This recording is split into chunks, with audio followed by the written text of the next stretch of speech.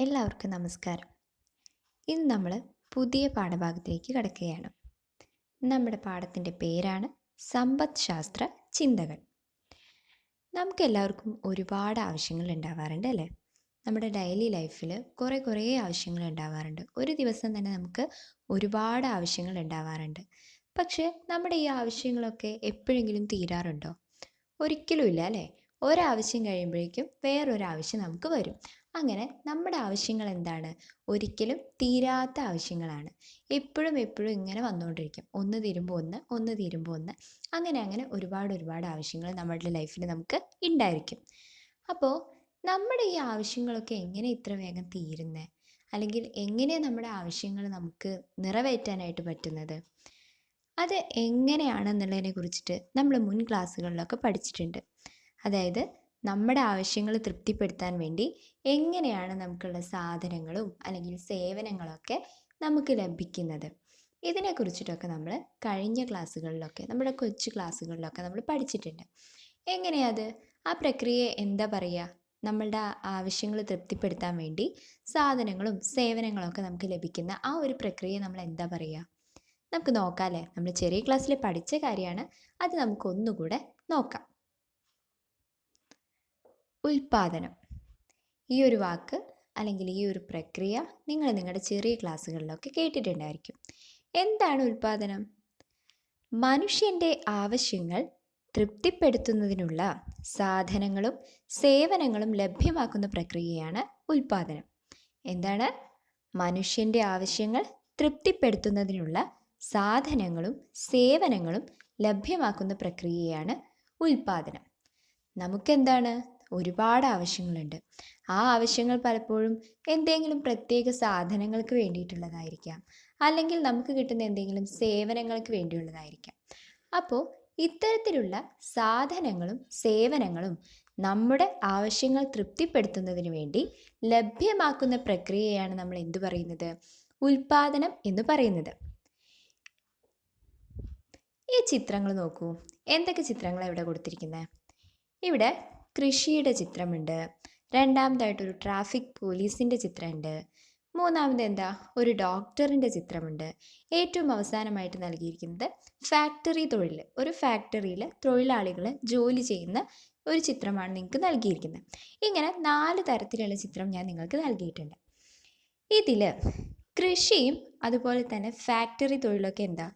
ഒരു സാധനം ഉൽപ്പാദിപ്പിക്കുന്ന മേഖല അല്ലെങ്കിൽ സാധനങ്ങൾ ഉൽപ്പാദിപ്പിക്കുന്ന പ്രവർത്തനമാണ്. പക്ഷേ ട്രാഫിക് പോലീസ് അതുപോലെ തന്നെ ഡോക്ടർ, ഇത് രണ്ടും എന്താണ്? സേവനമാണ്, സേവന പ്രവർത്തനമാണ്.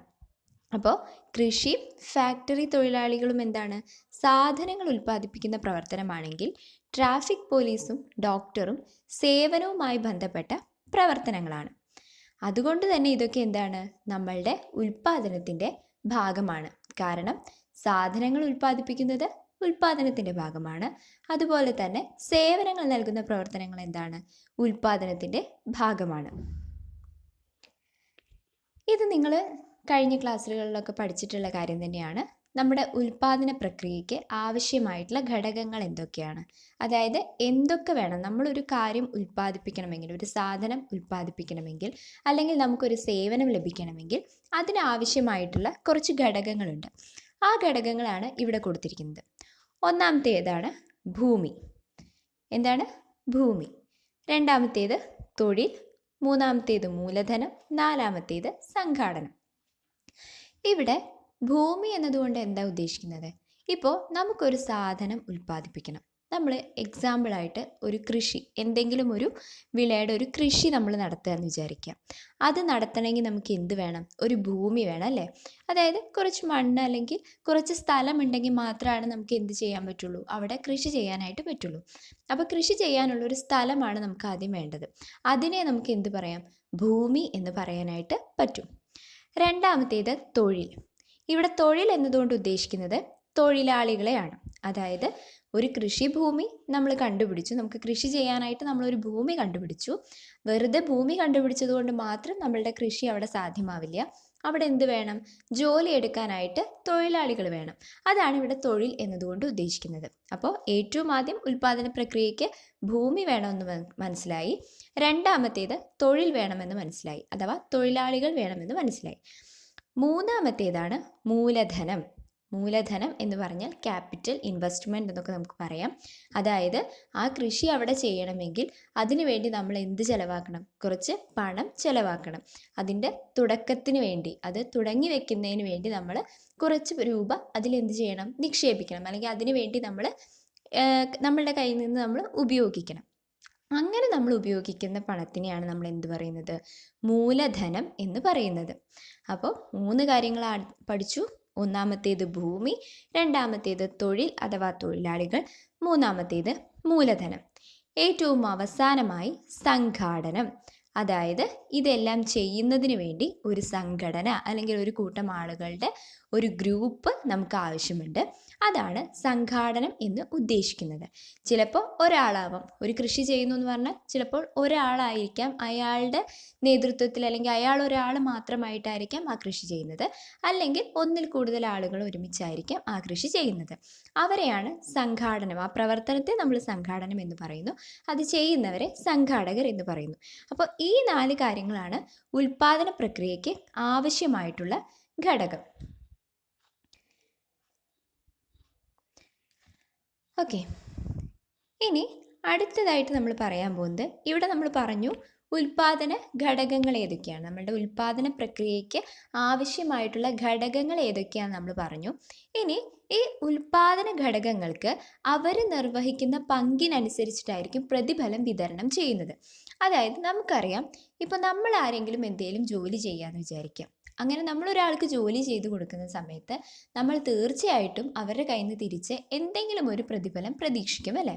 പണം ആയിക്കോട്ടെ, വേറെ എന്തോ ആയിക്കോട്ടെ, നമ്മൾ എന്താണ്? ഒരു പ്രതിഫലം പ്രതീക്ഷിക്കും. അതുപോലെ തന്നെ ഈ 4 ഘടകങ്ങളും ഉൽപാദന പ്രക്രിയയിൽ പങ്കെടുക്കുന്ന സമയത്ത് ഓരോ ഘടകത്തിൻ്റെയും പങ്കിനനുസരിച്ച് അവർക്ക് പ്രതിഫലവും ലഭിക്കും. അപ്പോൾ ഓരോ ഘടകങ്ങൾക്കും എന്താണ് പ്രതിഫലമായി ലഭിക്കുന്നത് അത് നമുക്ക് നോക്കാം.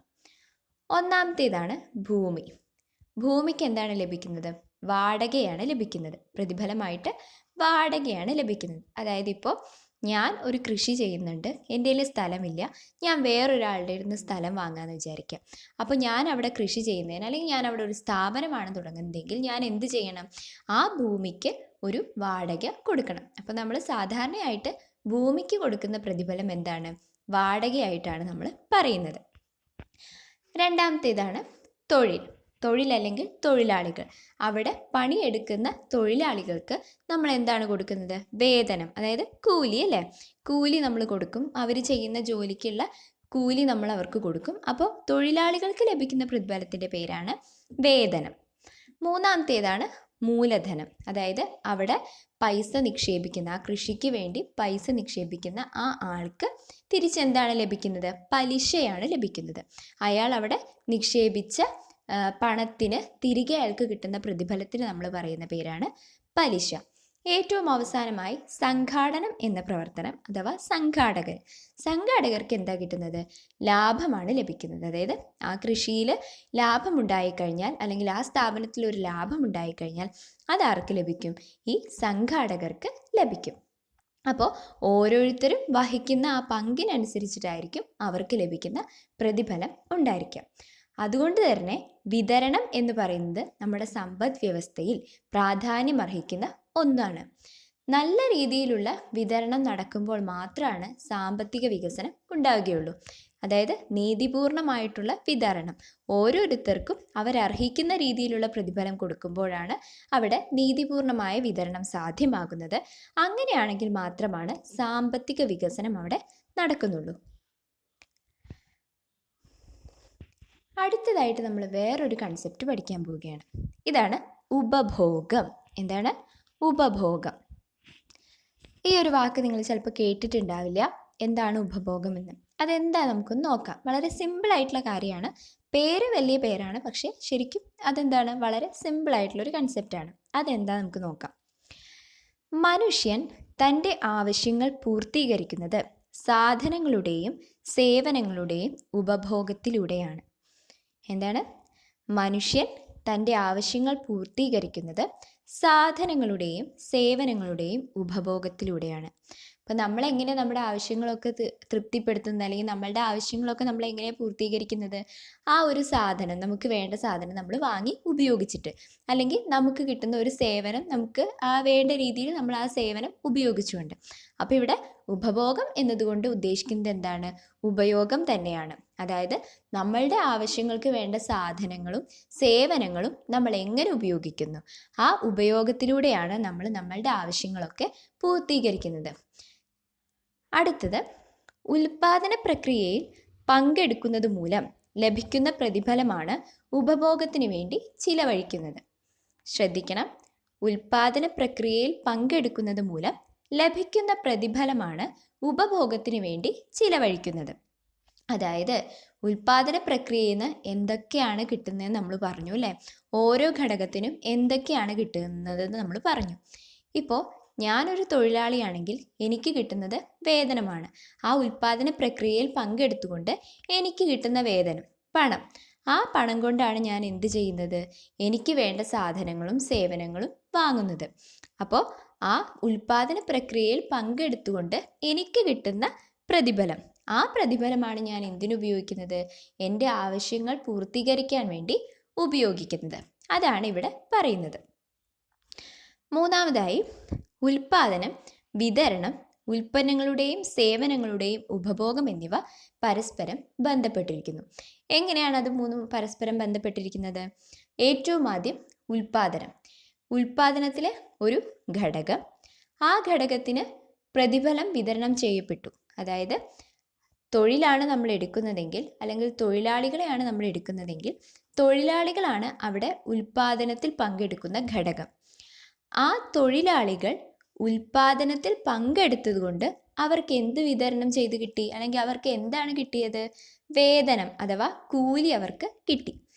ആ കൂലി കൊണ്ട് അവർ അവരുടെ ആവശ്യങ്ങൾ പൂർത്തീകരിക്കുന്നതിന് വേണ്ടിയുള്ള സാധനങ്ങളും സേവനങ്ങളും വാങ്ങി. ഇവിടെ ഉൽപാദനത്തിൽ പങ്കെടുത്ത ആളുടെ കാര്യം പറഞ്ഞു, അവർക്ക് ലഭിച്ച പ്രതിഫലത്തെക്കുറിച്ച് പറഞ്ഞു. അതായത് അവർക്ക് ലഭിച്ച, അല്ലെങ്കിൽ അവർക്ക് വിതരണം ചെയ്യപ്പെട്ട പ്രതിഫലത്തെക്കുറിച്ച് പറഞ്ഞു. ആ പ്രതിഫലം കൊണ്ടാണ് അവർ ഉപഭോഗം നടത്തുന്നത്. അതായത് അവർക്ക് ആവശ്യമായ സാധനങ്ങളുടെയും സേവനങ്ങളുടെയും ഉപയോഗം അവർ നടത്തുന്നത് നമ്മൾ പറഞ്ഞു.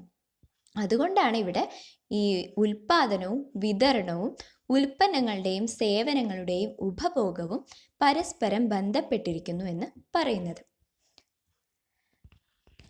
ഇനി നമ്മൾ ഈ പാഠഭാഗത്തിലത്തെ ഏറ്റവും പ്രധാനപ്പെട്ട കാര്യത്തിലേക്ക് കടക്കുകയാണ്.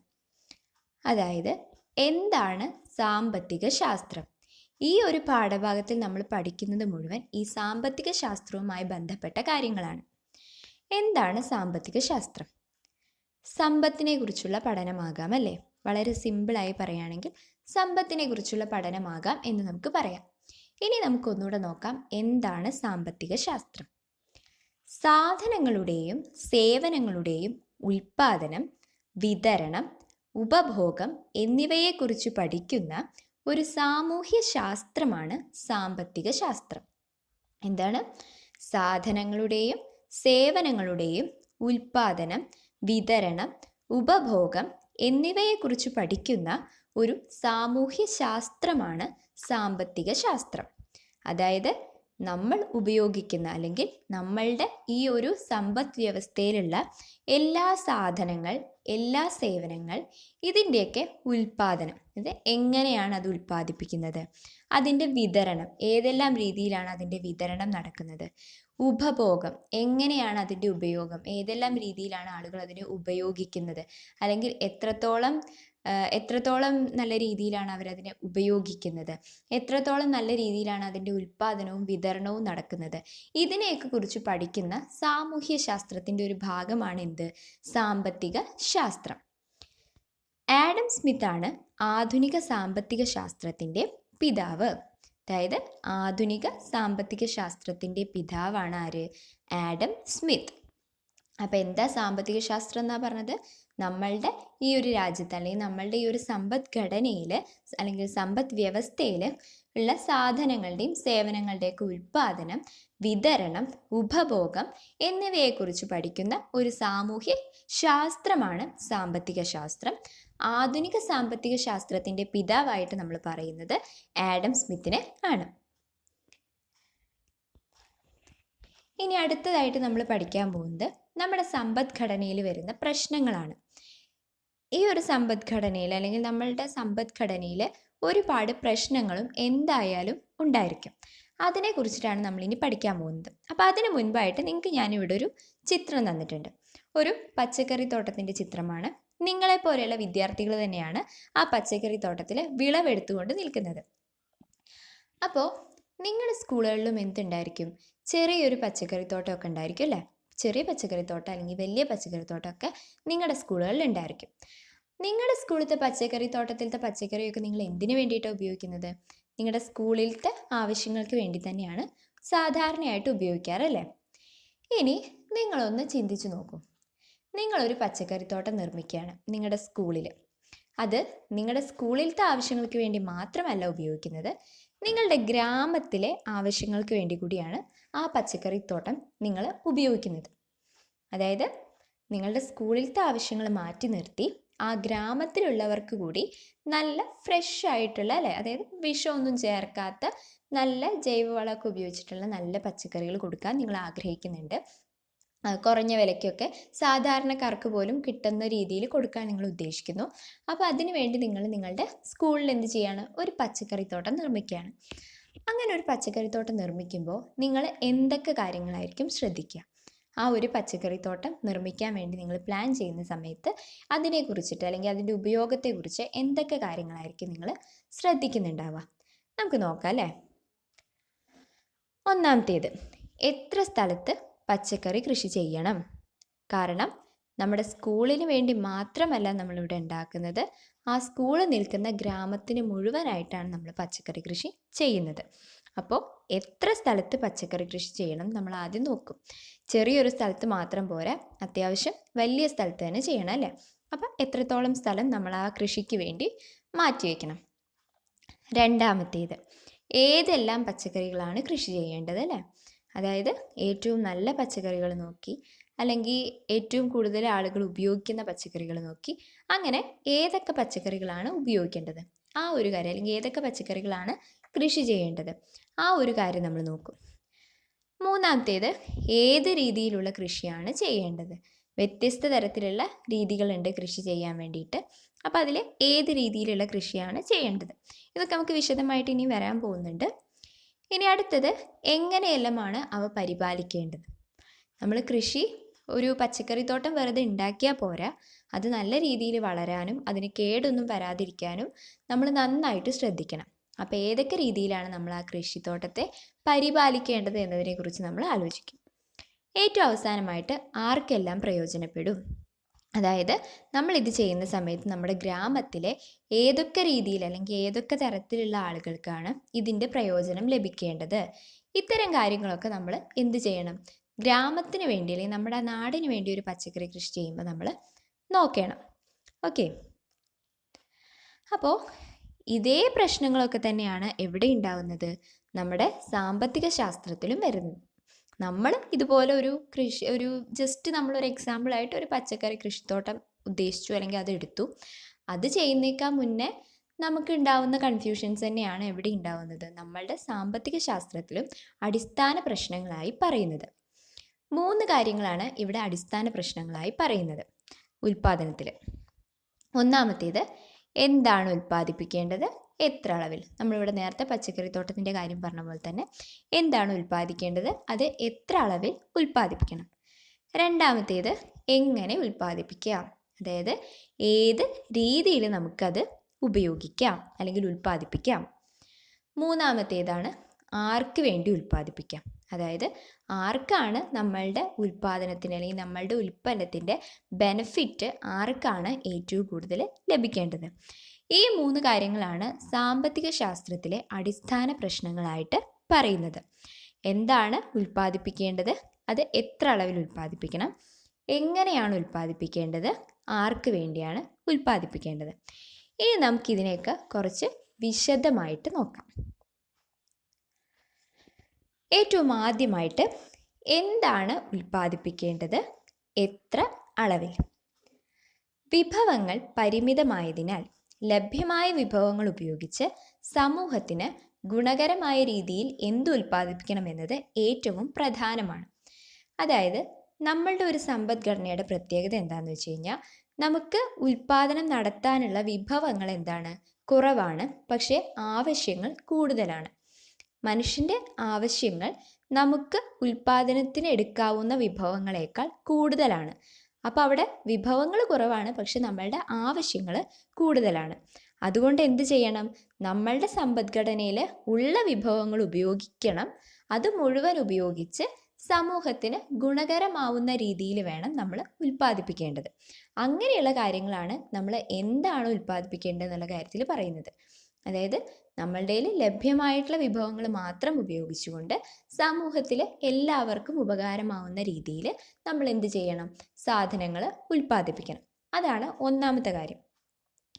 രണ്ടാമത്തേത്, എന്ത് ഉൽപ്പാദിപ്പിക്കണം എന്ന് തീരുമാനിച്ചാൽ അത് എത്രമാത്രം അളവിൽ വേണം എന്നതും പ്രസക്തമാണ്, അല്ലേ? നമ്മളിപ്പോൾ നമുക്ക് ലഭ്യമായിട്ടുള്ള വിഭവങ്ങൾ വെച്ചിട്ട് ഈ ഒരു കാര്യം സമൂഹത്തിന് നല്ല രീതിയിലാവുന്ന, അല്ലെങ്കിൽ സമൂഹത്തിന് നല്ലത് കിട്ടുന്ന നല്ലൊരു ഉൽപ്പന്നം നമ്മൾ ഉൽപ്പാദിപ്പിക്കാൻ തീരുമാനിച്ചു. അങ്ങനെ തീരുമാനിച്ചിട്ട് നമ്മൾ അത് ഒരു ഇത്തിരി അങ്ങോട്ട് ഉൽപ്പാദിപ്പിച്ച് കഴിഞ്ഞു, ആർക്കും ഉപയോഗിക്കാൻ കിട്ടിയില്ല, അല്ലെങ്കിൽ വളരെ കുറച്ച് പേർക്കേ കിട്ടിയുള്ളൂ എന്നുണ്ടെങ്കിൽ നമ്മൾ അവിടെ ഉൽപ്പാദനം നടത്തിയതിൽ കാര്യമില്ലാണ്ടാവും. അപ്പോൾ അതുകൊണ്ട് എന്ത് ചെയ്യണം? എന്താണ് ഉൽപ്പാദിപ്പിക്കേണ്ടത് നമ്മൾ തീരുമാനിച്ചു കഴിഞ്ഞാൽ അപ്പം തന്നെ അത് എത്ര അളവിൽ ഉൽപ്പാദിപ്പിക്കണം എന്നും കൂടി നമ്മളവിടെ തീരുമാനിക്കണം. സമൂഹത്തിൻ്റെ ആവശ്യവും ഉൽപ്പന്നത്തിൻ്റെ അളവും തമ്മിൽ ഒരു സന്തുലിതാവസ്ഥ പാലിക്കണം. എന്താണ്?